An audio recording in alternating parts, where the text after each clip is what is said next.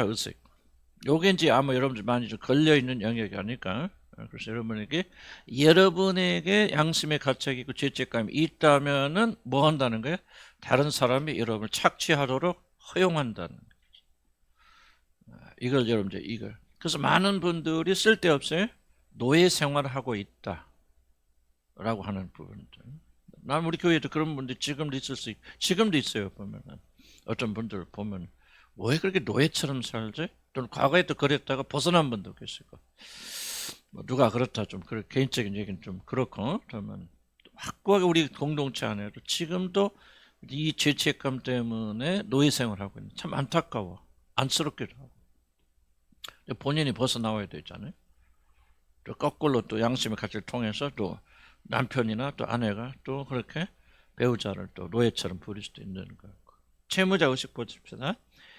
착취라고 하는 동작의 다른 면입니다. 착취를 당하는 사람의 입장에서는 무엇인가 자신이 잘못을 저질렀고 그렇기 때문에 자신의 실패로 인하여 괴로움을 주었다고 생각한 대상에게 자신이 보상하여 줘야 한다는 압력을 강하게 받는. 내가 잘못했고 내가 문제했으니까 어떻게든 보상해 줘야 돼라고 그렇게 생각한 압력. 앞에서 자신이 남을 착취하는 경우를 말했지만 여기서는 자신을 희생제물처럼 상대방의 착취에 내어놓는 죄책감을 말합니다. 근데 이 죄책감 항상 뭘 덮여있죠. 죄책감은 죄책감 수치는 드러내지 않는 감정입니다. 그래서 항상 덮어요. 헌신이다. 맹종이다. 그래서 교회에서 무조건 막 남편에게 막 잘해라 뭐해라 하는 얘기를 할 때 만약에 우리들이 이 부분을 이해하지 못한다면은 굉장히 잘못된 순종, 잘못된 동기에서 자기를 보존하고 보호하기 위해서 그런 그 선행을 교회에서 모르고 이렇게 강요할 수 있단 말이죠. 그 순종의 남편이 뭐 핍박하는 남편에게 순종의 헌신해. 주님의 사랑 때문에 그렇게 할 수도 있지만은 지금 뭐야? 이런 채무자 의식을 가지고 있는 사람은 그걸 통해서 자기 양심의 가책, 죄책감을 달래기 위해서. 죄책감을 다룰 수 있는 유일한 방법 하나님밖에 없는데 하나님께 나가서 자기 죄책감을 고백하고 다루는 것이 아니라 뭔가 남편이 하라는 대로 하면서 그 죄책감을 다루고 있잖아. 그럼 하나님 편에 보면 굉장히 고약한 거죠. 하나님께 나와야 구원받는데 하나님께 나오지 않고 자기 방식으로 자기 죄를 다루고 있단 말이에요. 그런데 그 행위가 아름답기 때문에 교회는 뭐라고 말하냐면 야, 이 사람이 정말 놀라운 믿음을 가지고 충성된 사람이고 좀 헌신된 사람이라고 오히려 칭찬해 주잖아요. 이해가죠? 그런다 그 마음이 하나님 아시겠지. 그러나 우리가 여러분들이 이걸 배워나가면서 남편에게 아내에게 뭐 충성하고 헌신 좋은데 중요한 질문은 어떤 동기 무엇 때문에 무엇이든지 하나님께 영광을 위해서 해야 되거든요. 믿음으로 하고 하나님 영광을 위해서 해야 되는데 자기 보호 자기 보전 다시는 상처받지 않을 거야 또는 양심의 가책을 누를 수 없어요. 그러니까 뭔가를 남편이나 아내에게 잘해주거나 또 거꾸로 완전히 또 볶아먹거나 둘 중에 하나예요. 이런 식으로 죄의 문제를 다루면은 그것은 해결이 되지 않는다. 더욱더 상황을 나쁘게 만들 뿐이다 하는 걸 배워나가야 돼. 그래서 이런 일을 올바로 하면은 이익을 받는 것은 그 사람 자신이에요. 자, 이해갑니까? 뭐를 지금 하고 있는지? 가요, 안 가요, 안 가. 대답 안 하면 안 가는구나. 그렇게 생각하잖아요. 자, 죄책감 때문에 자신의 모든 걸 다른 자에게 쉽게 내어주는 자들이 있습니다. 그래서 그들은 일생 동안 빼앗기고 도둑질 당하는 일을 스스로 자초합니다. 이건 헌신이 아닙니다. 사랑이 아니고 동기가 잘못되어 있기 때문에. 동기가 뭐죠? 자기 보존. 그리고 하나님 방식이 아닌 내 방식으로 죄의 문제를 다루려고 하는 영적으로 보면 매우 매우 고약한 그런 거예요. 마지막 하나님 심판 때 뭐를 보세요? 이런 걸 보신다 그 말이에요. 내가 주의 이름을 선지자노라. 내 주의 이름을 가르쳤고 병자였고 귀신을 쫓아냈고 행악하는 자들아 너 마음의 동기가 전부 너를 위한 거예요. 법은 뭐예요? 항상 하나님과 관련되어 있어요.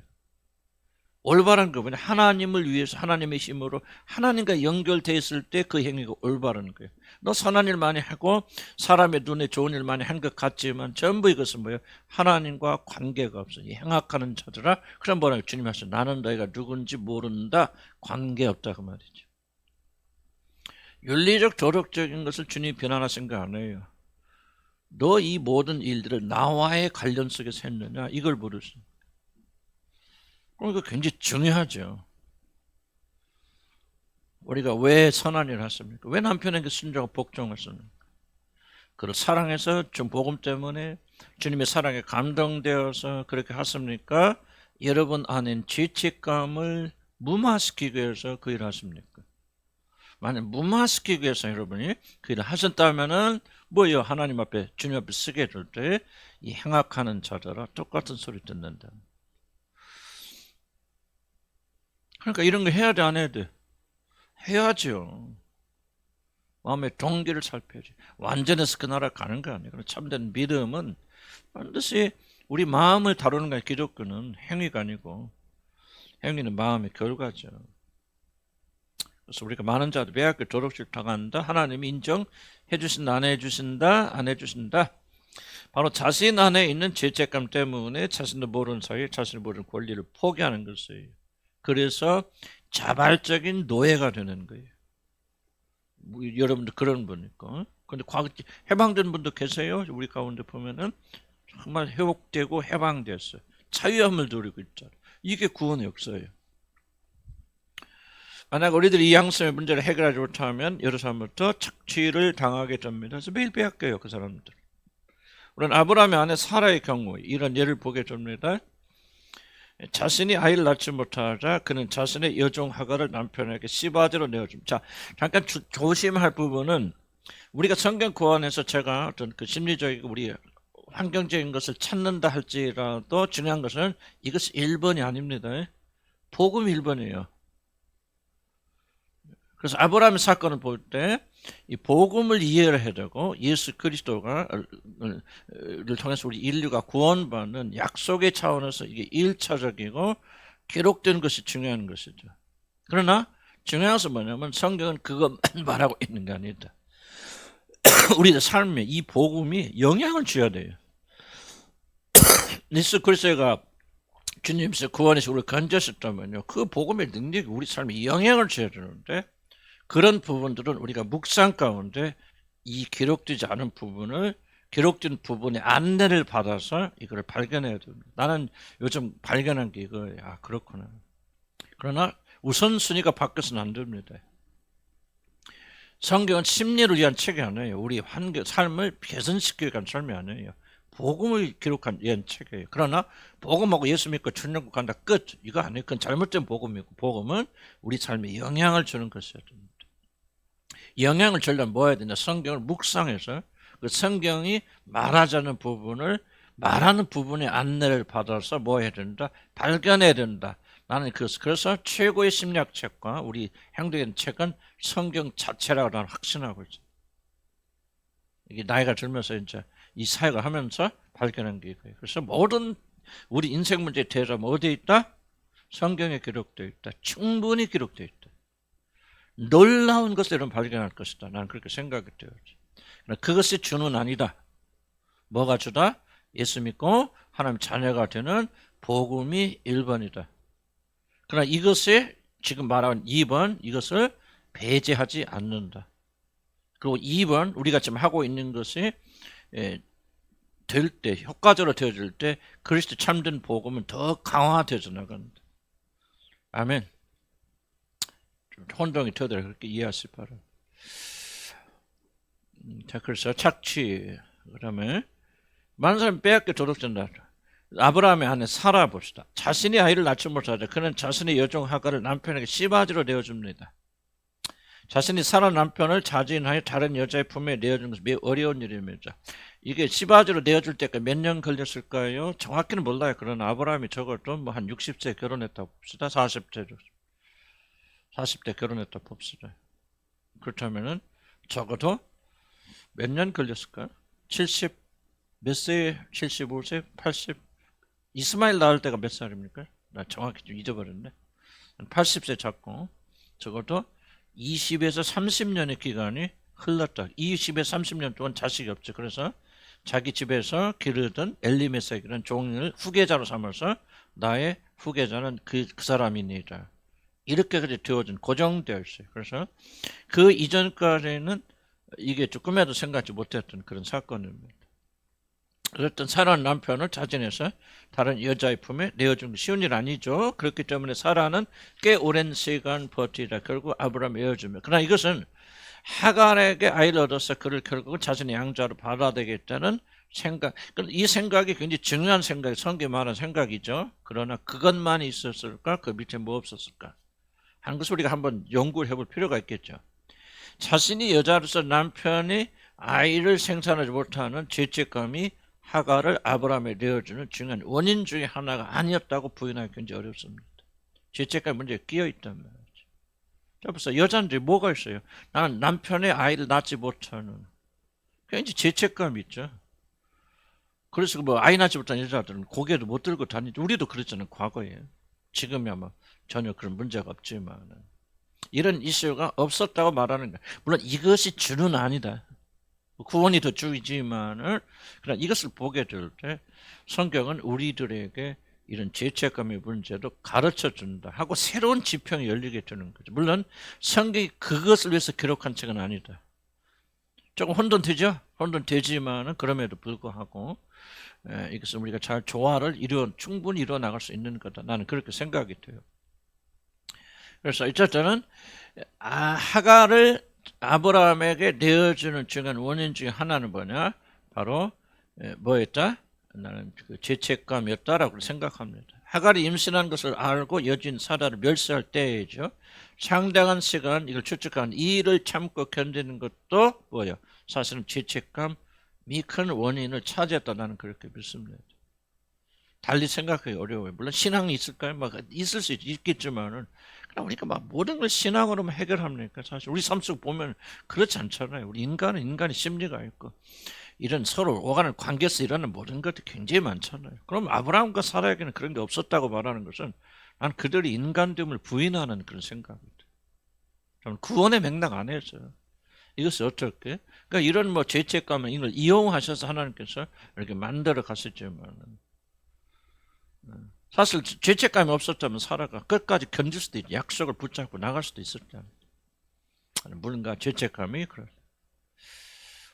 뒤에도 나오지만 이런 벌써 아브라함이 왜 사라가 하갈이 아이를 낳잖아요. 그러니까 하갈이 사라가 이제 그를 내 손에 붙이라 그래서 이제 핍박해서 도망가잖아요. 그럼 왜 아브라함은 아무 소리나 침묵하였을까? 바로 아브라함 죄책감이 있을 거예요. 굉장히 중요한 죄책감이죠. 뭐죠? 두 번의 아내를 팔아먹잖아요. 그리고 뭐 여종을 그냥 내려다 받아서 그냥 기다렸다는 듯이 그렇게 자녀를 낳잖아요. 그러니까 굉장히 좀 보이지 않는 죄책감이 이렇게 강하게 역사했을 것이다 라는 사실 우리가 결코 부인하면 안 됩니다. 성경. 자, 봅시다. 그래서 여러분이 뭐 이걸 제가 강조하는 것도 아니고 뭐 이거 꼭 맞다고 말하는 것도 아니고 그렇게 한번 볼 수 있을 것이다는 그런 생각이 듭니다. 이런 부분이.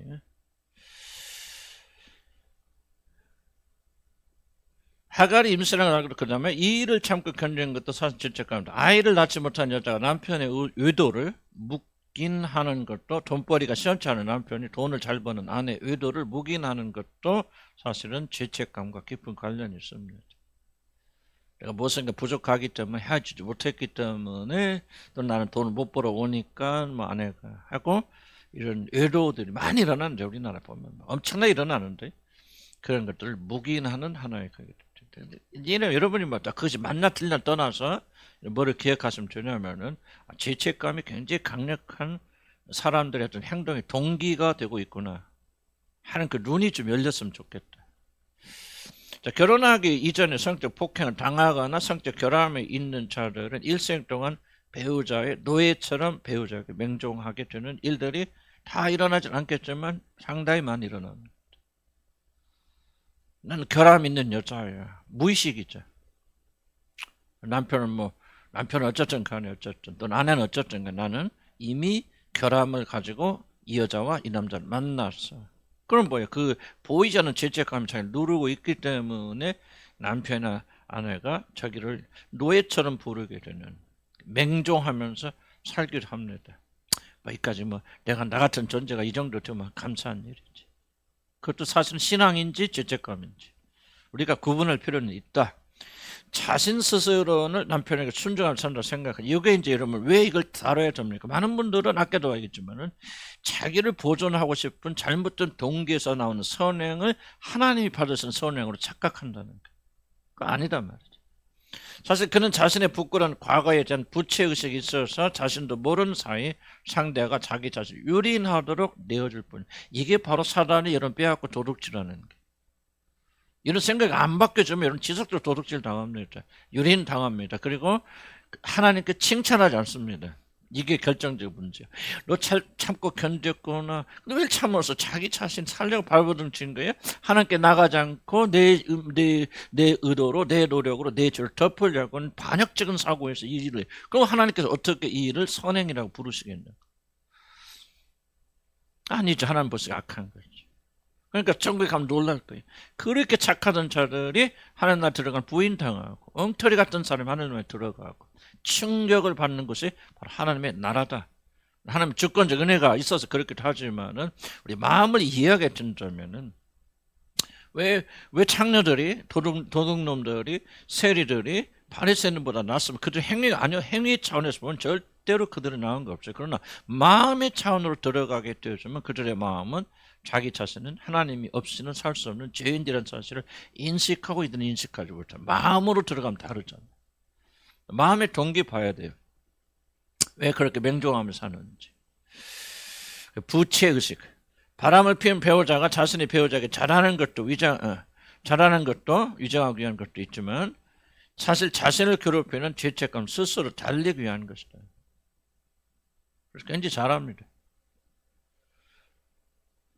뭐 잘하는 게 나쁘다는 게 아니고 어떤 동기를 하느냐. 자신은 아내를 여전히 사랑하면 어쩔 수 없이 바람 피웠다는 궤변을 스스로 늘어오면서 이제 죄책감 꿀리는 자들. 한편 벌써 바람 피거나 무슨 어디 가서 이상한 짓 오고 오면 그날 못 싸우죠? 꽃다고 싸우지 않나요? 근데 다 그런 건 아니지만 예를 들자면 그 굉장히 뭔가 인간 보상 심리가 있어요. 자기 자신 이 양심을 예수 믿건 안 믿건 양심의 소리를 침묵할 수 있는 사람 아무도 없습니다. 양심이 고발하죠. 그러면 그 양심을 무마시키겠죠. 그러면 진짜 양심의 문제를 풀려면 하나님께 나가서 자기 죄를 고백해야 되고 회개해야 되는데 그렇게 하지 않죠. 그래서 이걸 무마시키기 위해서 뭔가 반사작용한다. 남편이 와서 이런 말 하면 또 이 오해. 난 너무 깊게 들어가고 싶지는 않아요. 그런 데는. 우리 복음이 1차적 복음으로 다시 들어오는데 우리 마음의 간사함을 깨닫고 그렇구나. 내가 충분히 잘못된 동기에서 선한 일을 할 수 있구나라고 하는 것을 깨닫는 자면 그 다음부터 그 사람은 마음의 문제에 더 신경 쓰겠죠. 내가 왜 일을 하는지. 그래서 성경 다윗의 고백처럼 하나님께 내 마음을 살피시나 내 마음에 무엇이 있는가 주님 시험해 보시고 단련하소서라고 한 고백을 우리가 할 수 있는 거죠. 저도 어리석게 자기 자신의 마음이 일어나는 모든 것을 다 받아들이지는 않겠죠. 이게 성숙한 사람, 지혜로운 사람. 가장 어리석은 사람, 자기 자신의 마음에 일어나는 모든 것을 그대로 받아들이는 사람.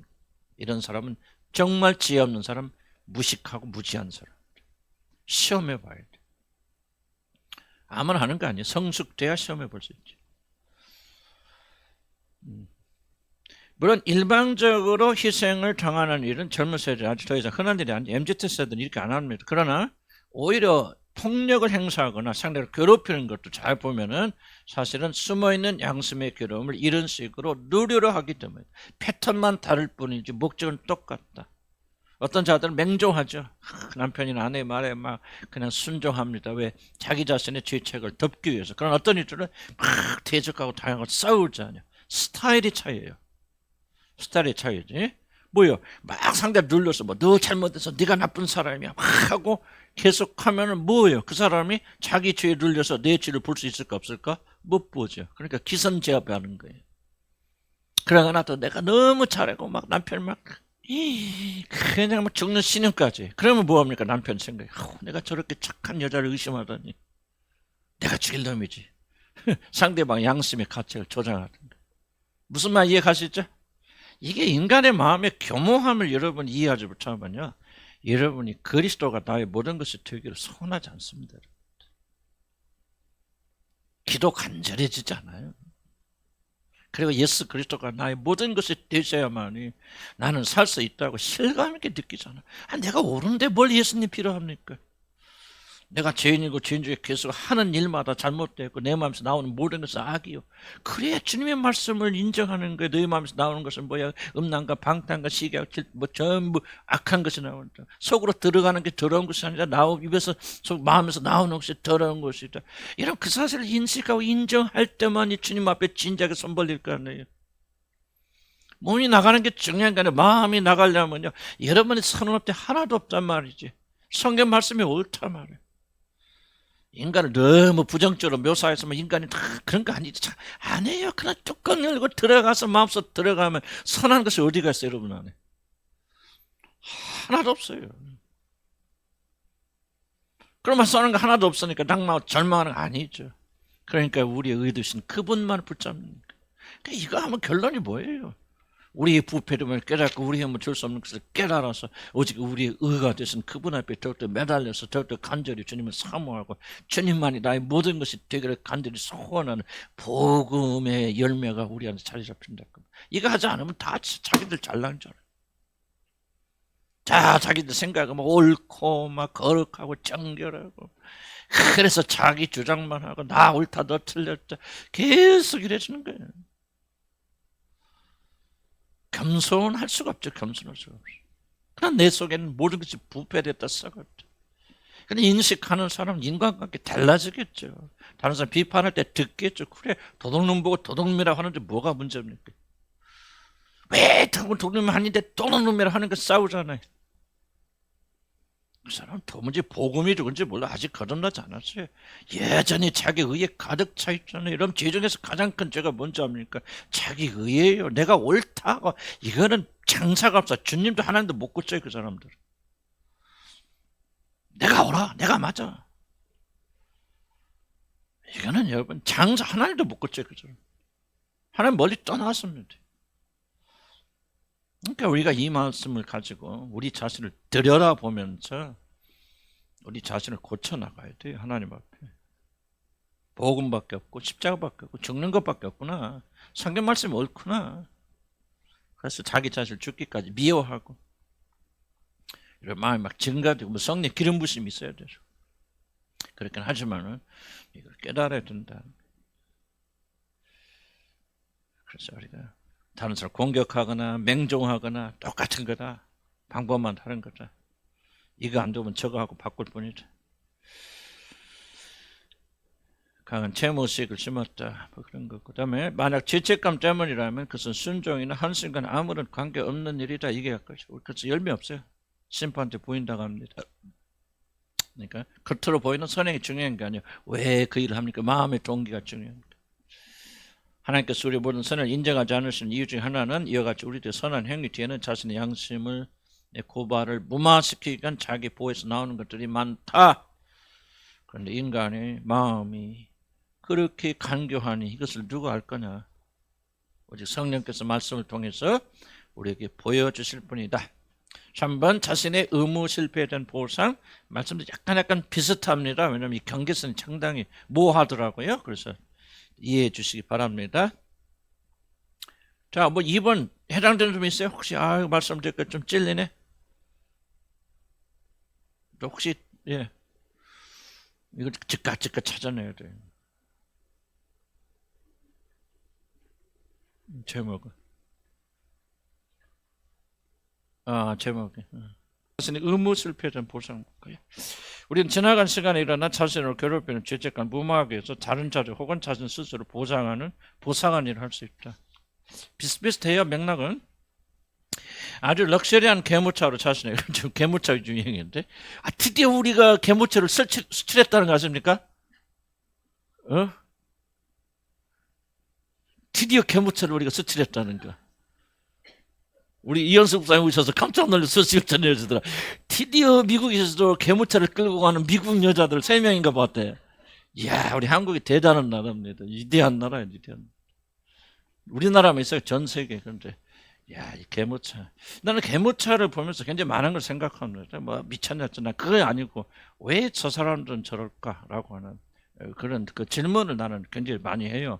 그냥 지나가는 것이 아니고 나는 이제 목사하고 또 이렇게 좀 상담에 대해서 많이 관심 갖고 하니까 인간을 이해하려고 발전 여러 가지 있겠죠. 그런데 넋이란 개모차로 자신의 개를 자신이 난 진짜 좀 막 극진하게 모시잖아요.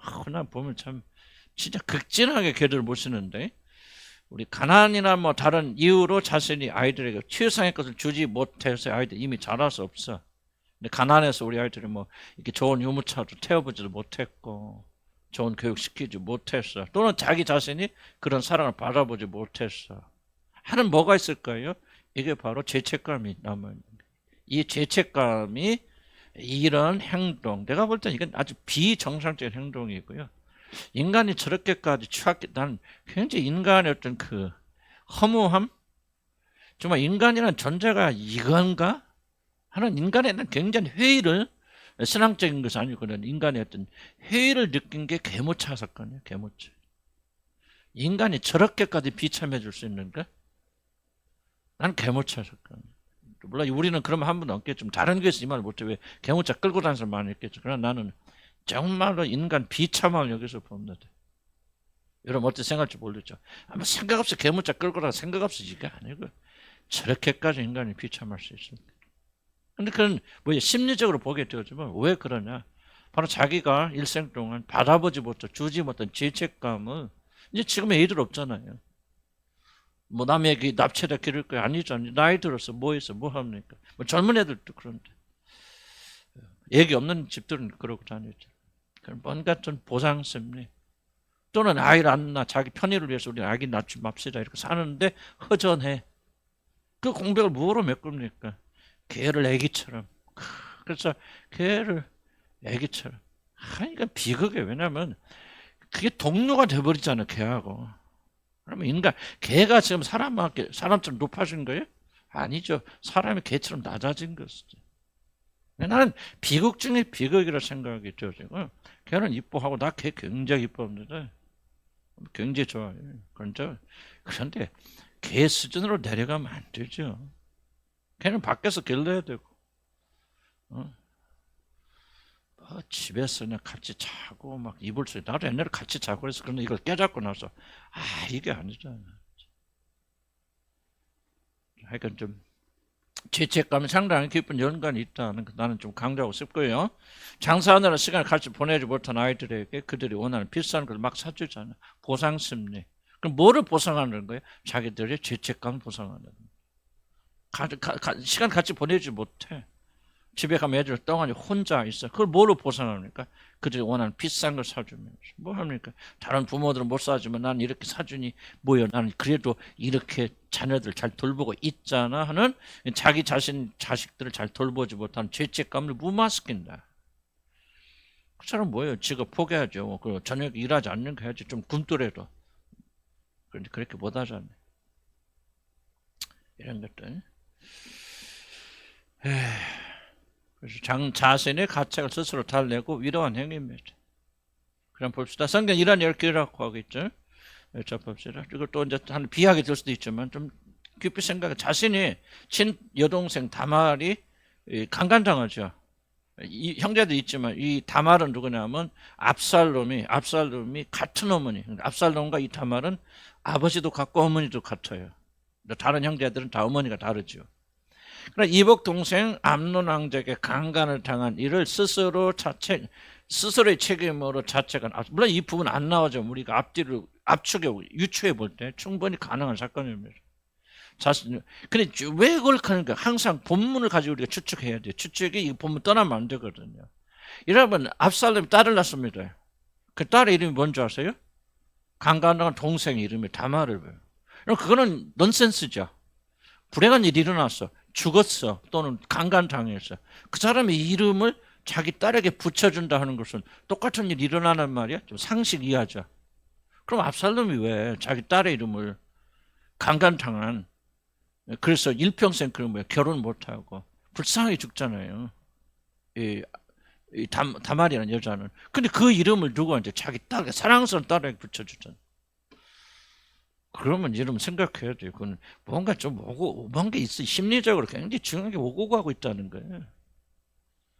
성경이 이건 말하지 않고 이게 주는 아니에요. 그러나 우리가 삶의 개선을 생각한다면 이 부분을 굉장히 관심 있게 관찰해야 돼요. 그럼 도대체 뭐가 있을까? 나는 죄책감이 강력하게 이 압살롬의 머리에서 떠나지 않고 있었다. 자 보세요. 아버지 다윗을 여기는 안 썼지만 아버지 다윗을 공격해서 그 무너뜨리잖아요. 거기에 뭐가 있을까요? 나는 숨어있는 것 중 하나는 뭐냐면 바로 다말의 사건을 아버지가 알고 분노는 했지만 처리를 안 하잖아요. 버려두잖아요. 그러니까 뭐예요? 이 압살롬이 자기가 들어서 그 암논을 죽이고 도망가고 이렇게 왔다 갔다 하는 그런 사건이 일어나지 않습니까?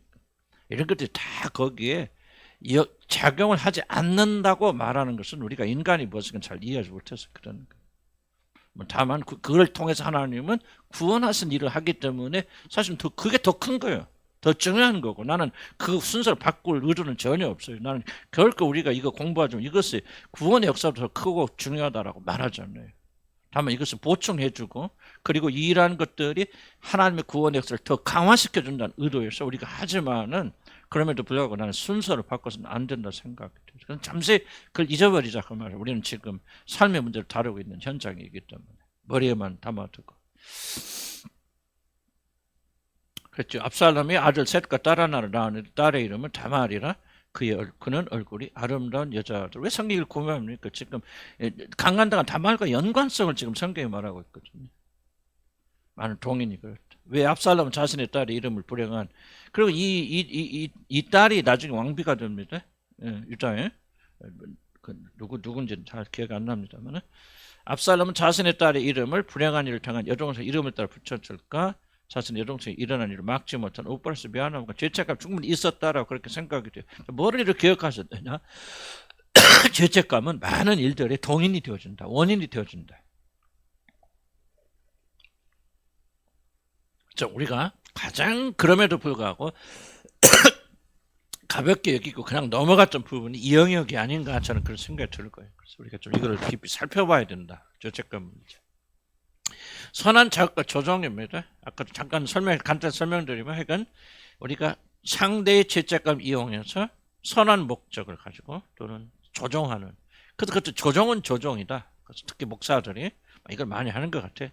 양심의 가책 뭐 이런 거 죄책감을 이용해서 응? 비싼 음식 먹으면서 하나님께 헌금 이것밖에 안 되니까 막. 다 뭐가 있을까? 교인들의 죄책감. 어저께 짜장면 먹으려다 탕수육 하나 먹었는데 딱 걸려갖고 아이고 지어 이 죄를 지었나이다 죄를 지었나 하고 그 다음날 100만 원 헌금했대.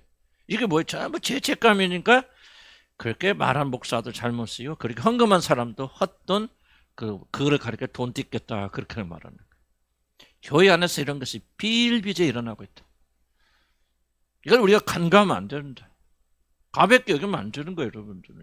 하나님의 교회에서 하나님의 집 안에서 이런 불의한 일들이 그냥 이루어지고 그럼 우리는 뭐만 찬양합니까? 이야 그 교회가 막 이렇게 헌금해서 이번에 막 교회를 막 몇천억 들여서 지었대.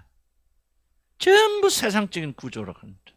그렇게 될 때 우리는 하나님 앞에서 부인당할 것이다.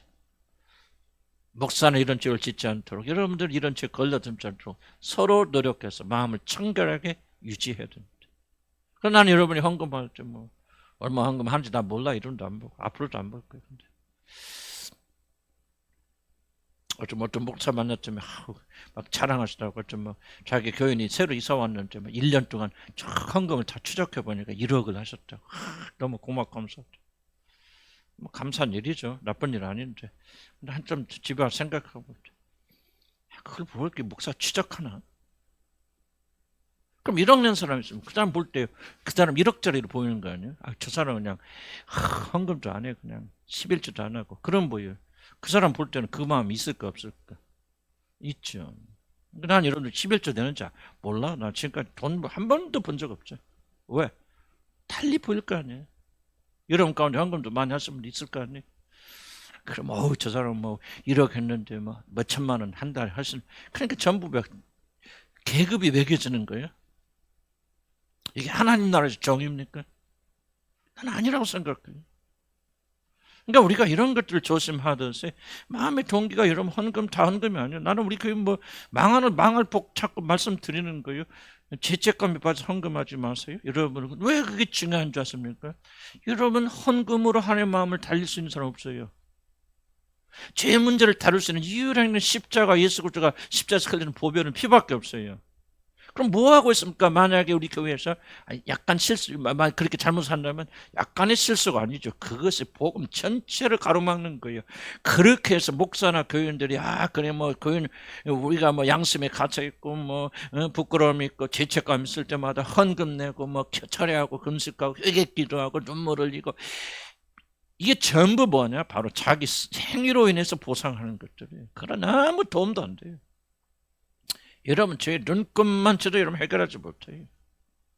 그래서 나는 우리 교회에서 금식도 안 가르치는 거예요. 금식도.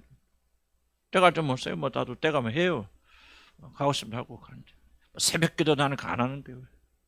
그 율법이 되면 안 되잖아요. 죄를 가릴 수 있는 것은 예수 그리스도께서 2000년 전에 하나님 되신 그분이 사람의 몸을 입고 오셔서 우리 죄를 대신하여 보배로운 피를 흘려주셨기 때문에 그 피가 여러분을 구원하는 거. 헌금이 구원하는 게 아니에요. 여러분들. 그거는 죄책감을 무마시키기 위한 가짜들이에요. 가짜들. 오늘날 교회들이 얼마나 죄책감을 이용해서 헌금 받아내고 하나님 봉사 받아내고 나는 우리 교회 안 하잖아요. 헌금뿐만 아니라 나와서 봉사하는 것도 알아서 헐람하고 만화 청소도 알아서 하고 칭찬 안 해줘요. 인정 안 해줘요. 알아서 해요. 하나님과 여러분 사이 일어난 일들이에요. 그래야 하나님 앞에 쓰게 될 때, 그리스도 앞에 쓰게 될 때, 여러분 행위가 인정받을 거 아니에요. 그래서 우리가 잘못된 동교회는 제가 하자 말이죠. 그래서 뭐 목사님 보지도 않는데 뭐들 헌금해? 하지 마세요. 하나님께 세금 내지 마시고요. 목사한테 돈 뜯기지 마세요. 여러분 자유예요. 하고 싶으면 하시고 말면 마시고 나하고 여러분 헌금하는 거 무슨 상관이 있어요? 그리고 우리 교회는 월급은 주잖아. 나는 월급만 받으면 끝이야. 그죠? 왜 그래요? 솔직히 농담 같지만 내가 우리가 이런 데서 탈피해야 돼. 그래서 벗어나야 돼 우리가. 하나님 마음 보시면 두렵잖아. 안 두려워요? 하나님 마음 보시는데 그 마음속에 뭐가 들었는지 안 두려워요 여러분들? 안 두려우면 여러분 전혀 하나님과 상관없는 자들. 구원받지 못한 자들이에요. 겉만 번지르라네. 그거는 거짓말쟁이들이죠. 그래서 선한 조정도요. 선한 조정 없어요. 선한 조정 없어요. 하나님 우리 조정하지 않죠. 왜 하나님 형상을 주셔서 그렇게 자율적인 의지를 주신 사람 조정하지 않으려고 그러신 거예요. 배반할 수 있고 배반하면 아들이 와서 죽어야 돼. 그런 큰일이 있음에도 불구하고 하나님께서 인간을 자유의지를 주신 것은 뭐예요? 조종하지 않기 위해서 그렇습니다. 오직 사랑에 감복되어서 주님께 나오죠. 그래서 나는 좀 여러분들 헌금 내지 말라 기도하지 말라 그게 아니고요. 기도 올바로 하라 그 말이에요. 기도를 하는 조종하지 말고 양심의 가치는 주님 앞에 나와서 그리스도의 보혈로 씻어야죠. 무슨 캥기는 거 있으면 괜히 뭐 헌금하고 기도하고 목사님 앞에서 알랑거리 그러지 마요. 고백하시고 죄를 자백하시고 예수의 피로 씻으시고 목사한테 인정받아서 뭘 하고요. 한번 죄책감의 문제 볼까요? 이거만 하고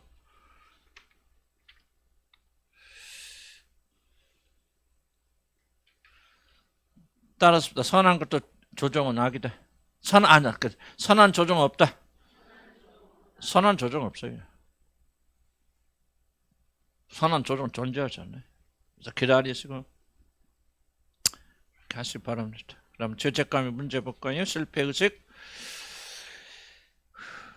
죄책감에 이제 오게 되면은 이제 이런 것들 몇 가지 나오면 오늘 이제 2번까지만 하고 다음 주에 또 이어갈 것입니다. 죄책감은 자신의 근본 자체에 숨겨진 것이고 하나님과 관계에서 일어나는 영적인 문제이기 때문에 어떤 선거를 거두어도 항구적인 제거는 불가능합니다.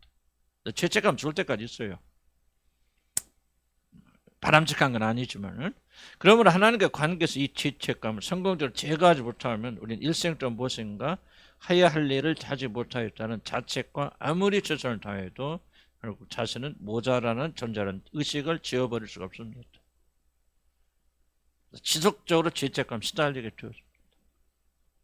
중요한 것은 이 죄책감 일생 동안 우리를 실패의식으로 몰아간다는 사실.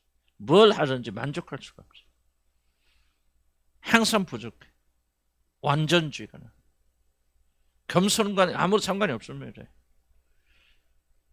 무엇을 해도 만족하게 잘할 수 없다는 생각은 우리들이 항상 실패 두려움 떨게 합니다. 실패의식은 우리들이 많은 일에 최선을 다하고 또 죄책감, 최선을 다했으면 이게 만족해야죠. 기뻐 감사해야 되잖아. 그럼 내가 주신 모든 걸 다 했습니다. 근데 저도 그게 참 어렵더라고요. 뭐가 원인이에요? 죄책감이 있어요. 뭔가를 다 하지 못했던 죄책감, 무엇인가 더 좋은 결과를 내지 못했던 거. 아까도 얘기했지만 신들러라는 사람이 몇천 명을 자기 사제를 다 털어서 건졌으면 잘한 거 아니야. 그럼 그렇게 말해야죠. 참 내가 최선 다했다. 나는 여한이 없다. 하나님 내게 주신 모든 걸 다 힘을 썼다. 하나님의 은혜다. 할렐루야. 그러고 감사할 거 아니에요. 만약 하나님 믿는 사람이었다면. 근데 선한 일을 다 하고도 뭐야? 나는 모자라서. 이게 뭐야? 근본적으로 나면 죄책감이, 이 죄책감이 아무리 선한 일을 해도 없어진다가 안 없어진다는 거? 안 없어진다는 거예요. 죄책감을 해결할 수 있는 유일한 방법, 하나님께 나와야 돼요. 예수 피로 여러분의 죄와 잘못을 대체해야 돼요. 그분의 의를 믿어야 하고 받아들여야 돼요. 그런데 이게 안 돼버리는 거예요. 노력하지만 절대로 어떤 노력으로도 나 헌금이 나쁘다는 거 아니에요. 헌금하지 말라는 게 아니고 중요한 것이 이거예요. 헌금으로는 여러분 죄책감을 못 없앤다는 거예요. 불사는데 여러분 내어주고 헌신하여도 그 헌신으로는 여러분의 죄책감을 제거할 수 없다는 거예요. 그걸 내가 여러분에게 강조하는 겁니다. 죄책감을 덮을 수 있는 것은요, 하나님의 예수 그리스도의 마다의 피밖에 없어요. 속죄자, 속죄. 법궤를 무엇으로 덮어요? 속죄 소로 뚜껑으로 덮잖아요. 그 위에 뭐가요? 예수 피가, 어린 피가 뿌려지잖아요. 황소의 피가. 우리 죄를 덮을 수 있는 것은 뭐예요? 율법 속에 율법에 우리 죄가 고발하고 너 죄인이다. 이 정죄를 덮을 수 있는 것은 뭐밖에 없어요? 예수 그리스도의 피밖에 없다는 거예요. 근데 왜 우리가 헌신으로? 교회 안에서 미화시키잖아요. 헌금 많이 하는 사람 막 저치고 막 헌신. 그래도 안 없어져. 죄책감은 일생 그 사람 죄책감 시달리게 됩니다. 어떤 짓을 하지 말라 그 말이야. 어떤 짓 하지 말라. 난 기도를 부인하는 게 아니고요. 헌신을 부인하는, 헌금을 부인하는 게 아니라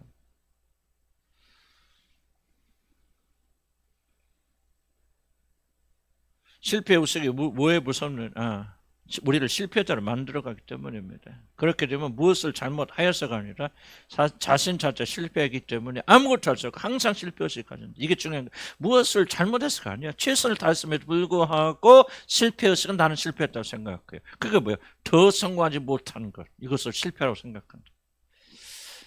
아무것도 기대할 수 없고 그저 실패의 두려움에 또는 폐인처럼 살게 됩니다. 즉 하나님께서 주신 달란트를 땅에 묻어두고 시간만 허비하는 비참한 존재가 되어집니다. 그렇잖아요.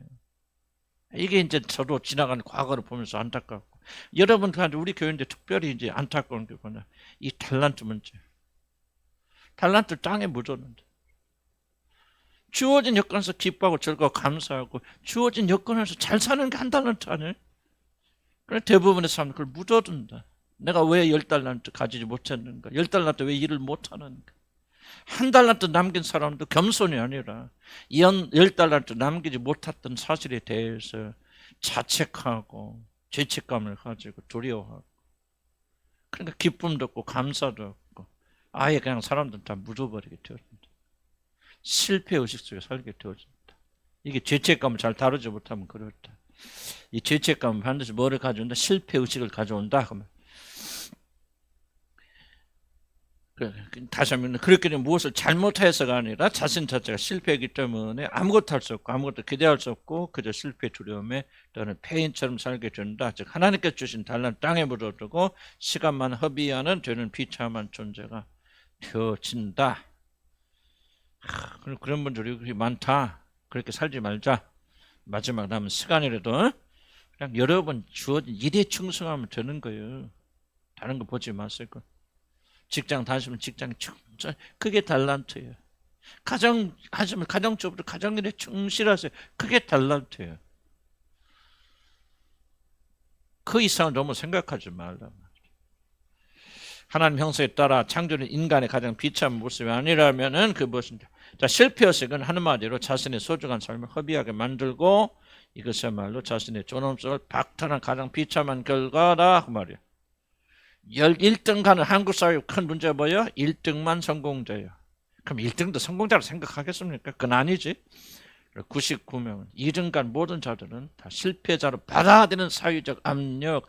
내가 이 세상을 본받지 말고 마음을 새롭게 하는 거예요. 이 세상이 뭐예요? 1등만 성공이고 나머지는 다 실패를 규정하는 이 세상을 본받지 말고 그들을 거슬려서 마음을 새롭게 아니다 말이지. 99등 100등 가도 내게 주어진 최선 됐으면 하나님께 영광을 돌린 거고 나는 만족한다고 생각, 마음을 새롭게 해야 변화가 와요.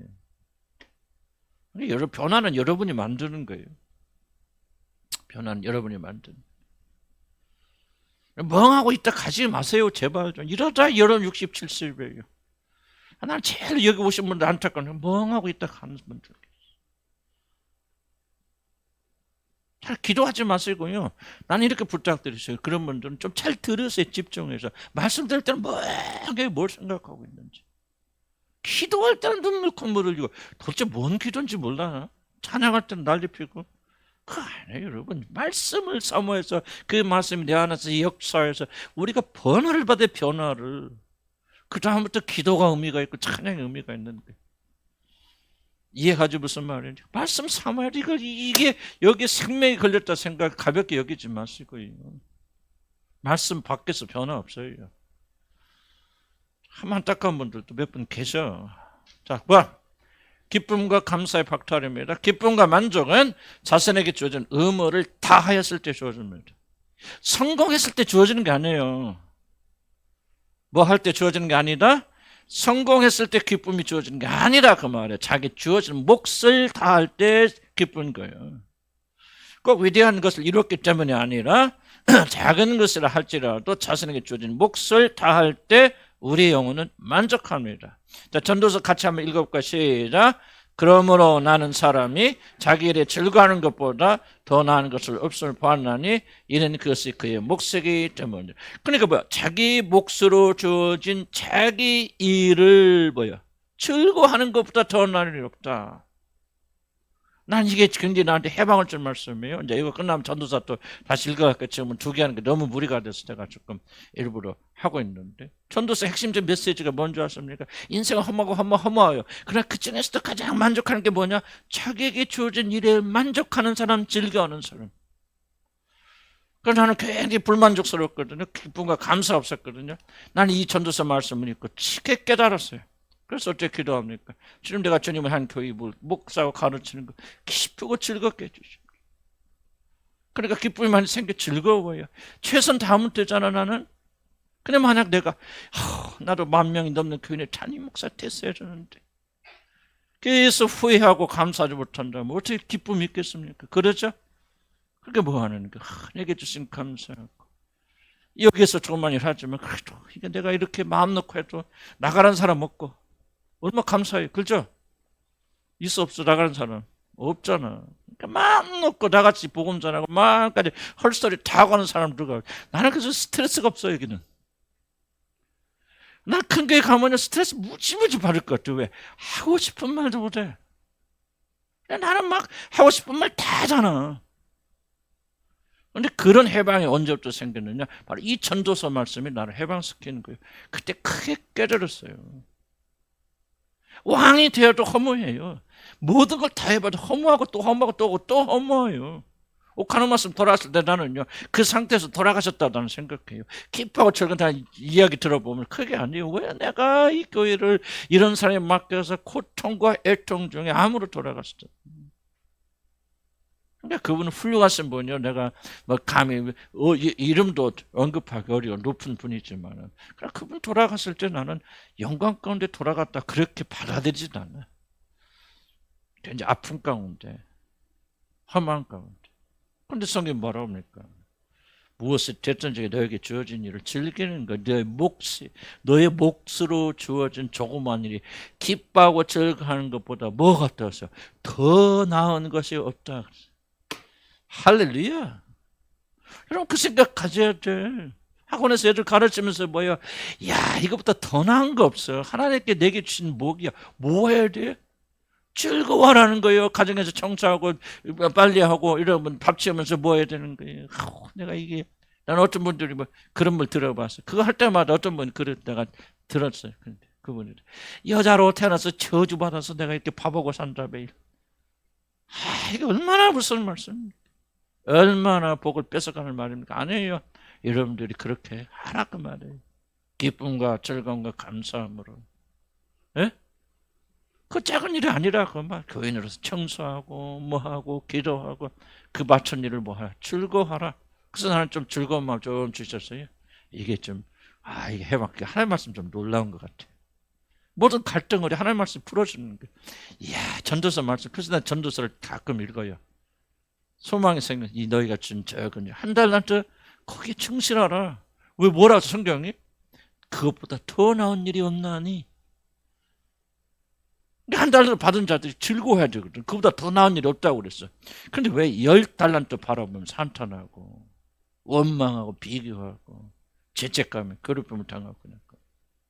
왜 남편에 만족하지 못하냐. 이것이 부자고 저것이 부자고. 참 이런 똑같은 원리예요.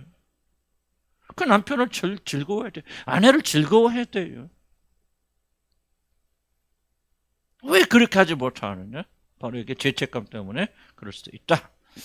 즉 인생 행복은 하나님의 은혜 아래서 자신에게 주어진 적은 일에 충성하며 그 일로 인해 만족할 때 주어진 축복인데 죄책감은 무엇을 하든지 항상 부족하게 느끼기 때문에 결코 자신이 하는 일을 즐거워할 수 없게 되죠. 내가 모자래 부족해. 왜 내가 이걸 해야 돼? 죄책감. 그때 내가 좀 더 열심히 공부했더라면 열심히 노력했더라면 그때 그 길을 놓치지 않았더라면 이렇게 안 샀을 때 죄책감. 죄책감 있으면 뭐예요? 즐거워할 수가 없어요. 기뻐할 수가 없어요. 감사 뺏어갑니다. 죄책감. 즐겁습니까? 기쁩니까? 네. 기쁨과 즐거움을 뺏긴 것은 그리스도인들이 가장 큰 무기를. 성경 보세요. 전부 그리스도인들은 기뻐하고 즐거워하죠. 말로 다스는 즐거움으로 기뻐하나니. 어디서 우리 즐거움이 지금. 기쁨이 어디 갔어? 그냥 도살장 끌려준 개처럼 와서 앉아있고 가고 이건 아니지. 기쁘고 즐겁고 감사하고 그리고 여러분 주어진 일에 충실하고 아내는 아내 일에서 남편은 남편 일에서 힘들 때도 많이 있겠지만 즐거워하라 그래서 즐거움 주는 거예요. 이게 내게 주신 몫이구나. 욕심 들어오면 자꾸 다른 거 보자. 내게 주신 몫이에요. 즐거워하세요. 아멘. 내게 주신 몫에 자녀들 보면서 즐거워해야 돼요. 뭐 이렇게 만족하지 못해가지고 후회하고 죄책감에 빠져. 그러면 안 된다 그 말이야. 물론 죄책감은 무의식인 일이라 죄책감이 하나님께 주신 좋은 것을 뺏어나 사실 인치가 어렵지만은 우리들 항상 일에 쫓기고 감사의 마음을 쉽게 가지지 못한다면. 그래서 여러분 죄책감을 가진 자들의 전형적 특징 중에 하나가 뭐예요? 일 중독. 나도 과거를 보면 일 중독. 무엇이 나를 그렇게 만들었을까? 사실 숨어있는 것 중 하나가 죄책감. 감사의 마음을 쉽게 가지 못한다. 죄책감 때문에 일하는데 무슨 기쁨이 있어요? 안 되죠. 감사 못한다. 그래서 여러분 영혼의 병들었다. 무엇을 감사가 없다. 찬양이 없다. 즐겁지 않다. 사는 게. 기쁨이 없다. 그것은 바로 우리가 죄책감이 쫓기고 있다. 여러 다른 원인도 있지만 그중에 하나가 죄책감이에요. 건강하지 못한 죄책감은 하나님 앞에 나아갈 때 감사와 감격보다는 잘못된 두려움 가운데 숨게 됩니다. 이거 못해서 저거 못했어요. 물론 겸손과는 다른 거예요. 겸손도 우리가 하나님 앞에 나갈 때 두려움을 가지고 나가게 되지만은 그런 참된 겸손, 올바른 믿음은 두려움과 함께 뭐가 같이 옵니까? 상반된 감정이지만 두려움과 함께 기쁨과 즐거움 같이 나갑니다. 두려움이 없는 즐거움 잘못된 거예요. 즐거움이 없는 두려움도 잘못된 거예요. 이게 잘 세상에서 조화가 안 되지만은 두렵고 떨리는 마음으로 나갈 때 기쁨과 즐거움이 일어나게 되어진다. 경건한 두려움은 결코 그분 앞에 나아가는 기쁨과 감격을 빼앗가지 않습니다. 우리 하나님 앞에 나아갈 때 가장 두드러지게 나타나는 감정은 뭐죠? 즐거움이다. 이런 즐거움이 있습니까? 기쁨이 있습니까? 그들은 기쁨과 즐거움으로 인도함을 받고 왕궁에 들어가리라. 하나님 나라 어떻게 들어가요? 기쁨과 즐거움으로 인도함을 받는다. 참 이 말이 참 기가 막히는 것 같아요. 기쁨과 즐거움, 우리가 그날에 들어간 주 원인은 아니죠. 주 원인이 뭡니까? 그리스도 예수의 죽으심이죠. 예? 그 때문에 우리가 들어가는 거죠. 그런데 무엇을 가지고 무엇이 우리를 이끌어간다? 인도함 받는다?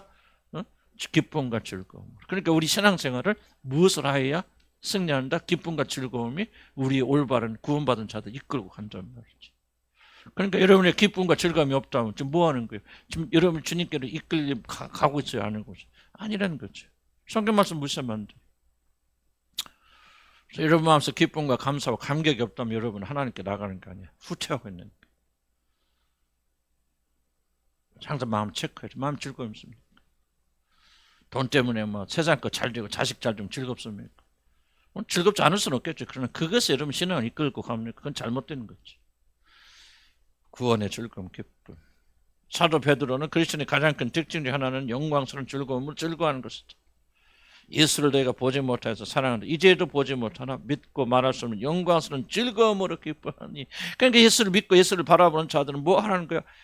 기뻐하고 즐거워하는데 어떤 영광? 영광스러운 기쁨, 즐거움으로 기뻐하나니. 이게 우리가 상실했다면 뭐가 잘못된 거 아니에요? 기뻐하고 즐거워해야 되고 그것도 영광스러운 기쁨과 즐거움이 있어야 되는데 이것이 없다 하면은 둘 중에 하나죠. 첫째, 구원을 못 받았거나 구원 못 받는 사람 이런 기쁨 없죠. 두 번에 구원 받았어도 무언가 이런 것들이 가로막고 있기 때문에 구름이 있기 때문에 태양이 안 보이거나 어떤 사람 태양이 아예 안 떴거나 이거는 못해요. 죽었다 깨나도 이건 안 됩니다. 결국 태양이 못 뜬 사람 구원받지 못한 사람들은 지옥 갑니다. 그리고 우리가 같은 백성들이 아니에요. 원수들이에요. 사망의 그릇 안에 있어요. 그 싸우지 말라는 게 구원받지 못한 자들이라고. 다투지 말라는 거. 왜? 싸워봤자 독밖에 안 나와요. 상대방. 싸우지 마세요. 기도해 주세요. 그냥 한쪽 흘러버리시고 집중하지 마시고. 안 돼. 내가 아무리 선한 마음으로 설득하려도 안 되더라고. 나는 입 딱 다물어요. 침묵해버린. 문제 해결하려고 안 해요. 언제부터 가능합니까? 거듭나 사람 영이 지배할 때 그때부터 말이 통해요. 그러니까 그런 것이 아니라면은 뭐가 잘못돼. 거듭나지 않으면 거듭나세요. 발버둥 치세요. 주님이 거듭나게 하실 것이고 거듭나 사람이 영이 있는데도 즐거워하지 못한다면 뭔가 여러분 안에 영혼이 병들고 있는 것이다. 그것이 중에 하나가 죄책감일 수도 있다. 그런 얘기를 하고 있는 거고 이제 다음 주는 나머지 이어서 하겠습니다. 자.